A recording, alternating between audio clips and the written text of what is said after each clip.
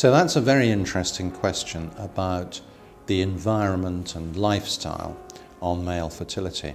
And it's particularly topical and timely because there was an authoritative report in the Sunday Times. This was talking about the effects of obesity and lifestyle on male fertility and the possibility that these environmental disrupting chemicals, these arise from the atmosphere, they arise from what we eat and what we drink, and they also arise when we become overweight because of the changes to our metabolism and the chemicals that then might affect the hormonal axis and the whole process of sperm production. And the report in the Times was pointing out that these changes affect each generation, and therefore they can summate and compound to create a more infertile population from generation to generation. So it's not just that we should be attending to our lifestyle when we have low sperm production and might be struggling to start a family, but we also have a commitment to the next generation, because the next generation of boys may not only be affected by what we do, but might of course then be affected by what they do. And the compounding effect of this is called an epigenetic effect.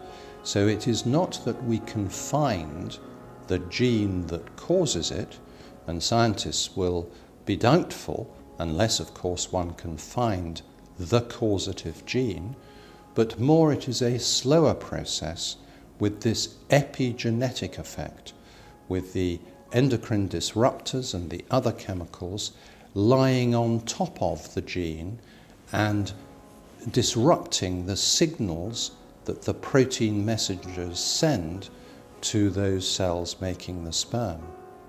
So this is insidious, but it is with us, and it is probably the principal reason for the decline in sperm counts, which has now been established as having happened over the last 50 years worldwide.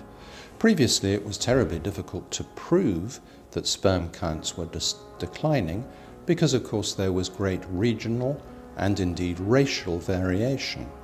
And so reports from each area where researchers had tried really hard to show a difference failed to show that statistical difference for us to reach this very important conclusion. But about 2 years ago, researchers led by a man called Levine actually looked at different reports from all over the world and were able to conclude that indeed sperm counts, and therefore by extension fertility, was indeed declining, and that this effect had been over the last 50 years. Levine coined the wonderful phrase that human fertility is the canary in the coal mine of biology. And this, I think, is a very important concept. But of course, we've got to look at the whole of the coal mine and what might also be happening. And the simplest thing that is happening is that, quite correctly, as half the population, those are the females, are achieving high status professionally and therefore have a career pathway that perhaps 50 years ago was not nearly so common, then it is only natural for the females, just as has traditionally happened with the males, to delay the time at which they might start to consider having a family. Maybe delaying that until mid-30s or even late 30s because of the pressures, both social and professional. Now this has a very profound effect, because not only will there be fewer eggs available, but those eggs will not be of such good quality. And we know that the younger, good quality eggs can make up for defects in the male sperm, can actually repair some of those some of that DNA damage in the sperm, thus to create a healthy embryo, which is then not possible when those eggs are older. So we are both affecting the male's fertility, and at the same time those eggs are not as proficient at making up for 50% of a defect. And so these things taken together are creating, I believe, a crisis for human fertility. We know that the rate of interventions, known as ART, assisted reproductive technology, which is both IUI and IVF and ICSI, we know that these interventions worldwide are increasing exponentially. Of course, they are increasing as the couples get older and the men and women become less fertile.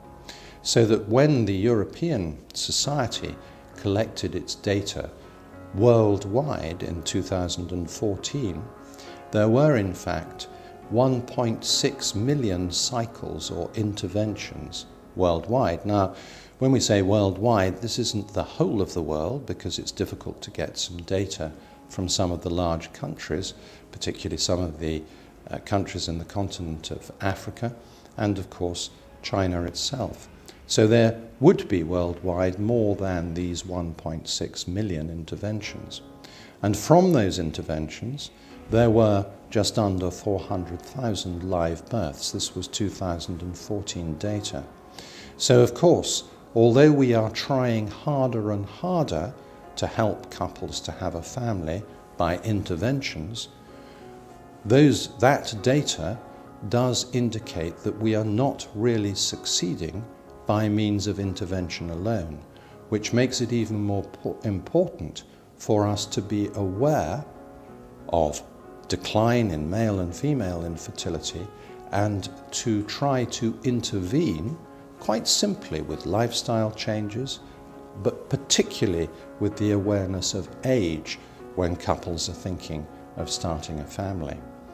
There's only so much that the doctors can do, but I sometimes think that where we fail is on the simple issue of creating an awareness. We're very bad at public health issues. We like to intervene and we like to do tricks, but often the tricks are not the solution.